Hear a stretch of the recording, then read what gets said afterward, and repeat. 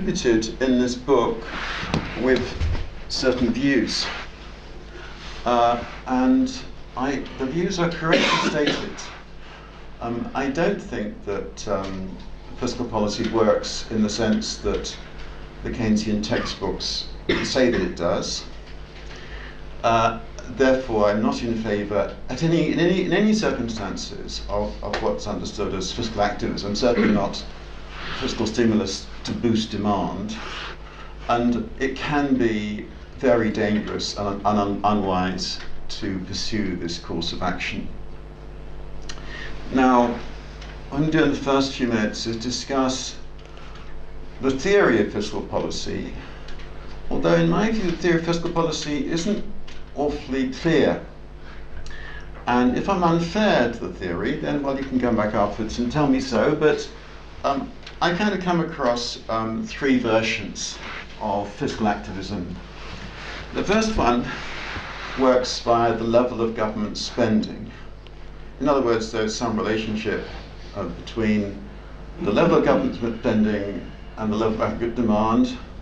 And government spending goes up, aggregate demand goes up as well.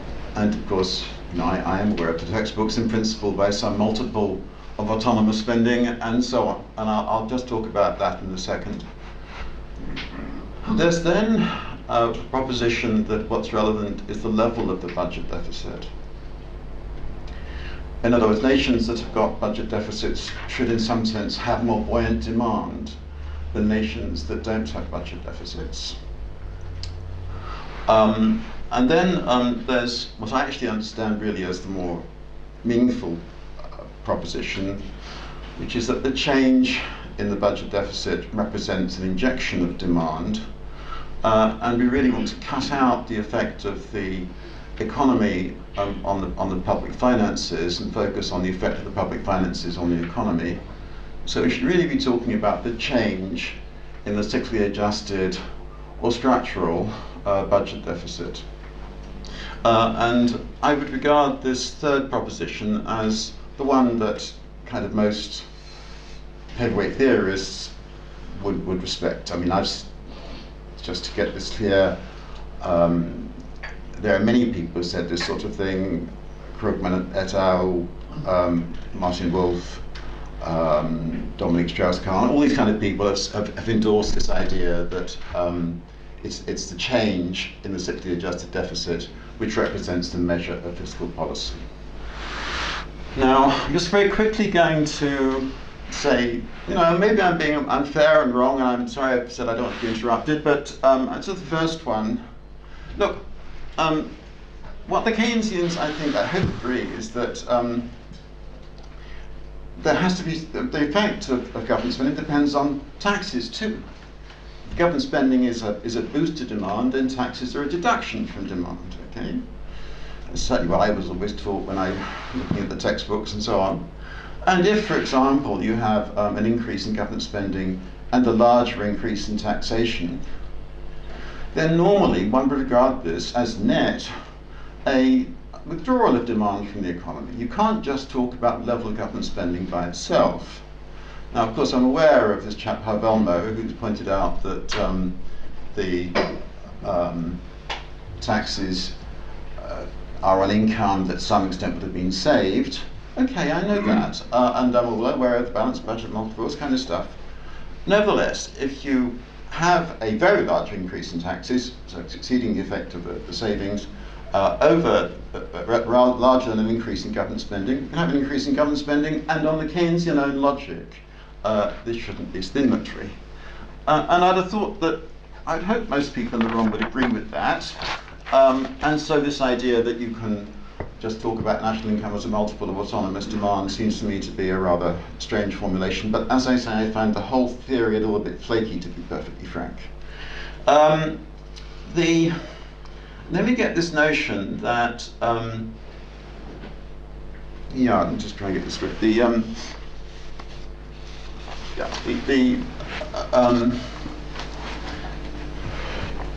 Well, and the other thing is that this is just not a theory of the movements in, say, nominal national income over the long run.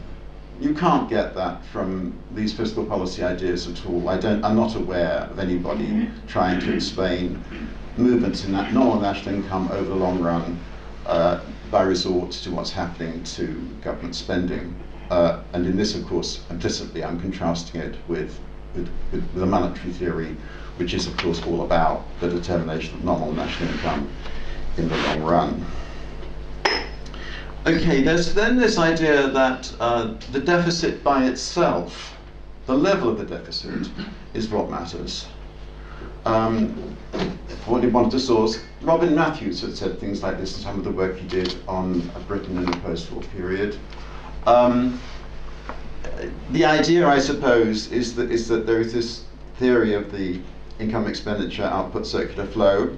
It just rolls on period after period unless there's withdrawals or injections of demand and a fiscal existence. The mere existence of a deficit is itself an injection.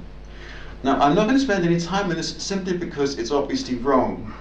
Just look around the world, and nations that have got large budget deficits don't then systematically have lower negative output gaps. I'm using that in the way the term output gaps is now generally used, the way the IIMR and the OECD use it.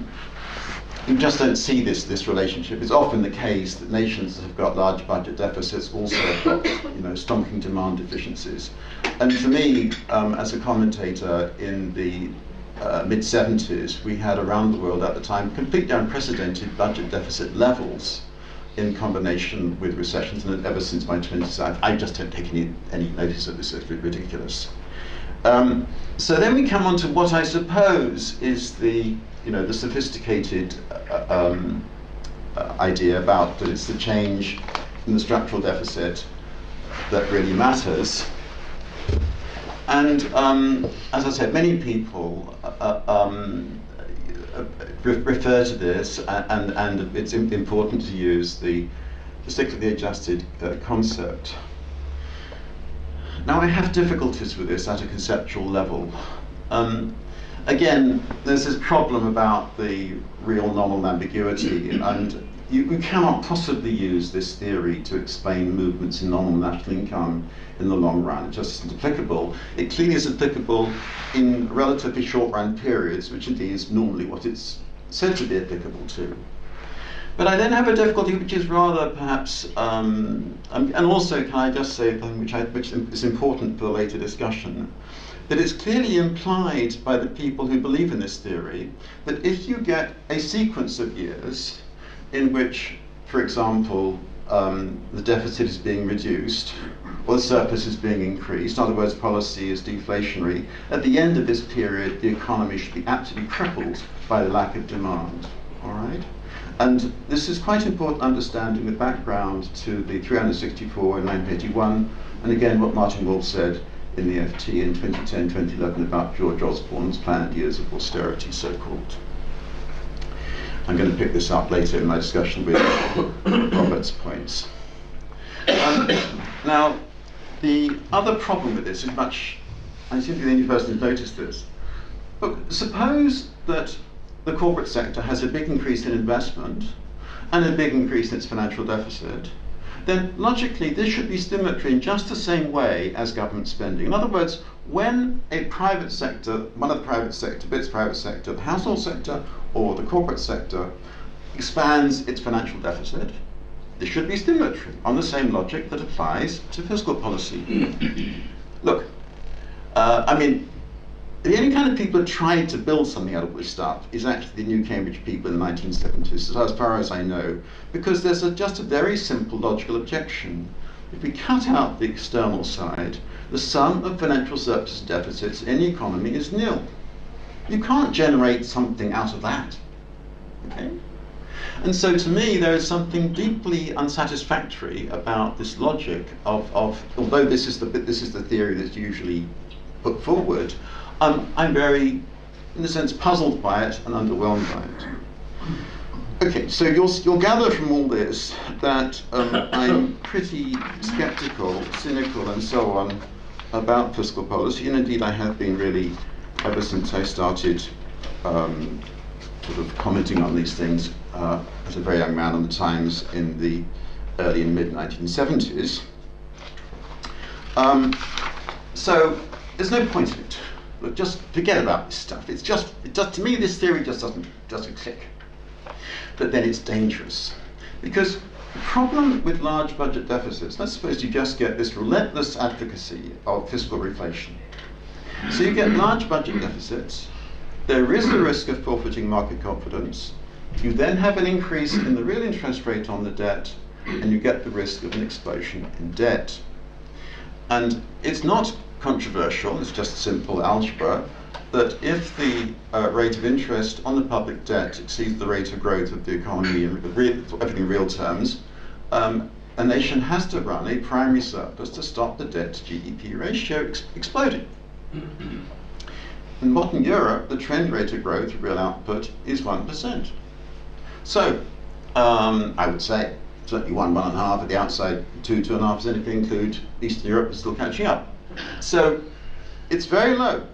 So if you have a kind of normal bond yield of 3%, say, then all these nations must systematically run primary surpluses. And can I just, look, I'm not unaware of what's going on in the world. I'm well aware at the moment that real interest rates on public debt in many countries are negative. But let's just be aware of what's happened in the last decade in, for example, Greece. And I'll come back to Greece at the very end of what I want to say. Now, let's then, and I am very much in favour of looking at evidence. And, while I've been involved, being an economist, there's not only been the debate about the 1981 budget, which in my view the Keynesians lost totally, debate and discuss. There's also been the debate about the fiscal cliff in the end of 2012 and early 2013. I said, I'm not worried about the American economy in 2013. I know there's this big so-called fiscal contraction. Let's see what happens. Nothing much happened. The growth of US domestic demand in the 4 quarters to the 4th quarter of 2013 was higher than in the previous 4 quarters. And all of the alarm and so on expressed by the American Keynesians was wrong. We've gone through the Clinton presidencies when there was a huge reduction in the American budget deficit, culminating in tremendous prosperity. There have obviously been the expansionary fiscal contraction episodes that the Bocconi boys talk about, and I'll come to this at the very end. There's also been Greece, but let's pick up. There's been lots of these episodes where, frankly, it just isn't true that the standard Keynesian talk about these subjects is correct. Now I have we do want to check it against data. There was a start of this topic really, it was Friedman Mieselman against Anda Modigliani in this famous radio stations debate in 1965. In fact, that wasn't about any of these theories, it was about the stability of the consumption function against the stability of the velocity of circulation. Anyway, that was the sort of start of one of these, and obviously Friedman was involved.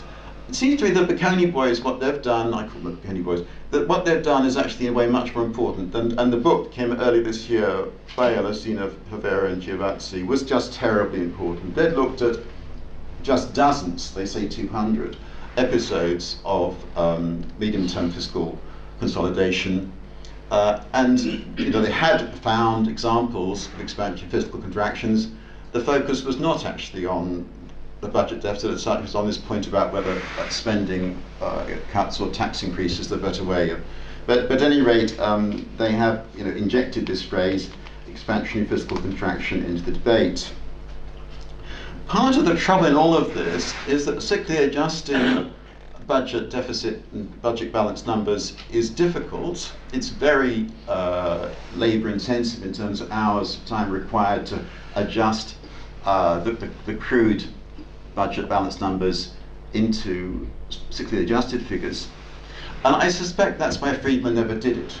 Friedman said many things about the ineffectiveness of fiscal policy, which I agree with totally and had a huge influence on me, but he never actually wrote it down because I suspect he never was prepared to invest he was doing so busy, he never prepared to invest the just hours required to cyclically adjust data.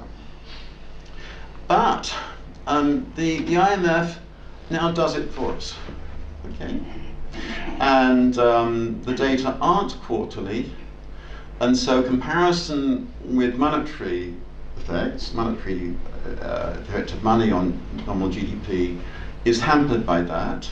By the way, I welcome quarterly cyclically adjusted fiscal numbers. I then, let's just see, frankly, how useless fiscal policy is. But what I did in my 2010 book, Money in a Free Society, the last final few pages, which noticed by Robert, was actually to use the IMF annual data.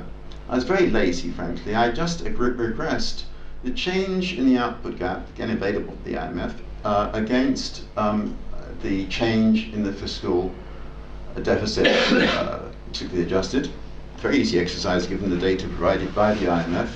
And these numbers are actually on your, they should be on your seats. Now, what I've done here is cheat a little bit. I've used the change in the output gap, not the change in demand. I've done that because these Keynesians really do believe, when I read Krugman and so on, and when I read Robert, they really do believe that the fiscal position is the key to the macroeconomic prospect. They really do believe this.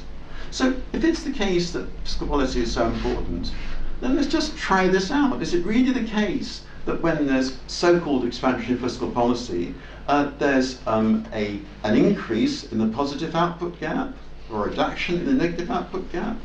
We can just, if it's fiscal policy so important, there ought to be, all right? And then we just go through a number of countries, and what do we find? We find that the relationship is basically just useless. It's totally useless. Now, Robert then I'm grateful, by the way, if you're noticing that I've said these things. It is, I would suggest, just the most straightforward test of what's regarded as the standard view that you have to be looking at the effect of a change in the cyclically adjusted deficit on demand. So, and this is then really what Robert has said about me. Bless you, I didn't really understand this paragraph, but this is what you're using to rebut this. By the way, I do invite people to put together more sophisticated work on all this. I don't mind, and you'll find the same thing as me. It doesn't work. And Robert, my hypothesis is not about government spending. It's about the change in the cyclically adjusted deficit.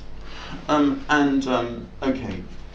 Now, if I can try and make some sense of this, it's that actually what I've done is to misunderstand I've misinterpreted the effect of the fiscal policy on the economy, and I'm really picking up the effect of government reaction in their fiscal policy decision to what's happening in the economy. And if I can, I'm sorry to put words into your mouth, you're implying that, the fiscal fine-tuning stuff, that, when there's a downturn, that there's an increase in the deficit, etc., increase in government spending, the deficit. And by implication, since fiscal policy is usually done over a one-year period, that fiscal policy is being changed every 1 year, 2 years, 3 years, in a relatively short-term time horizon.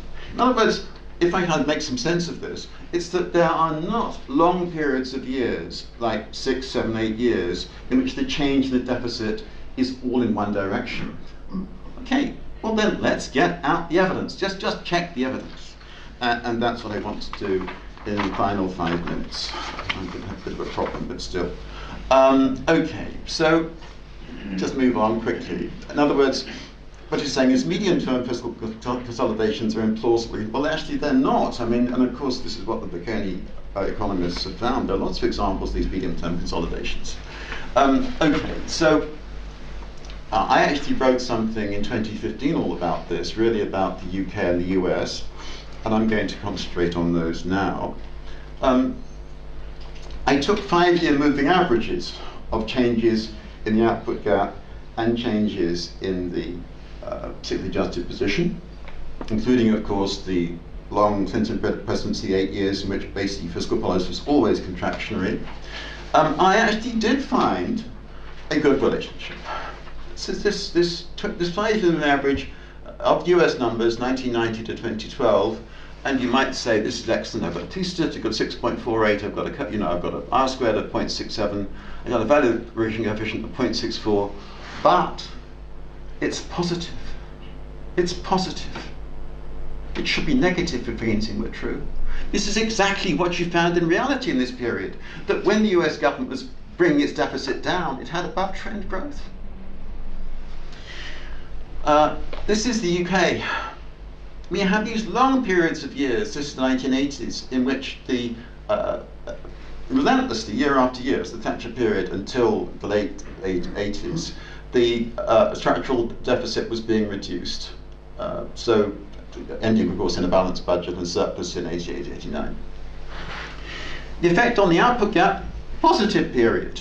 At the end of the period, output was above its trend level. This is a period when Keynesian policy was contractionary. Keynesianism utterly wrong. I might go through each of these, and I'm running out of time. I'm sorry, these are the facts, all right? Let's look at the UK, and by comparison with money. Look, I've had years looking at these numbers. I can tell you this is not a fantastic relationship, but actually it's the kind of thing you'd expect. You know, the coefficient's positive, there is the statistic says it's a significant relationship, etc. Let's then look at fiscal policy. Again, this doesn't look too bad until you notice, yet again, I haven't got, this is the change in the fiscal balance.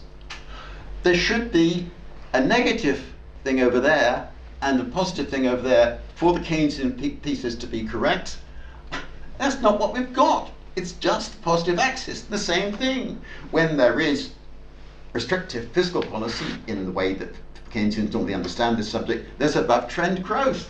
Not a very good relationship, but there we are. Look, let me finish on all this. I'm getting towards the end. I have done one equation. I welcome more serious work by more serious people. I'm not in all of this. I mean, I have done one, but it changed to a less than one for the UK over this period where we've actually got the IMF data on the change in the fiscal deficit. And the coefficients on both the budget balance and broad money are positive, so they should be on broad money. They shouldn't be on the budget balance if textbook Keynesianism were correct.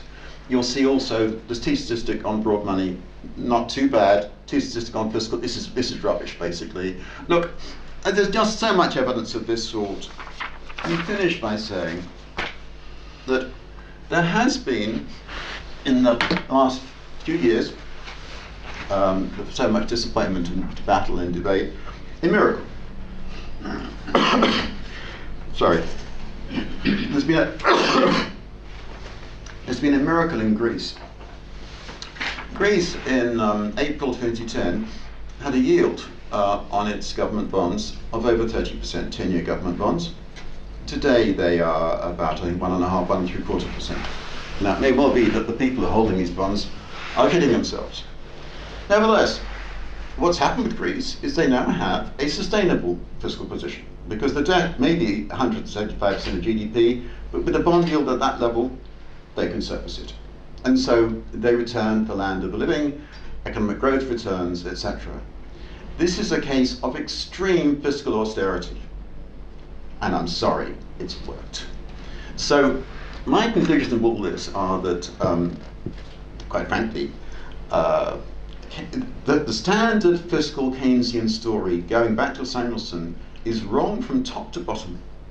And I'm sorry, that's how I conclude.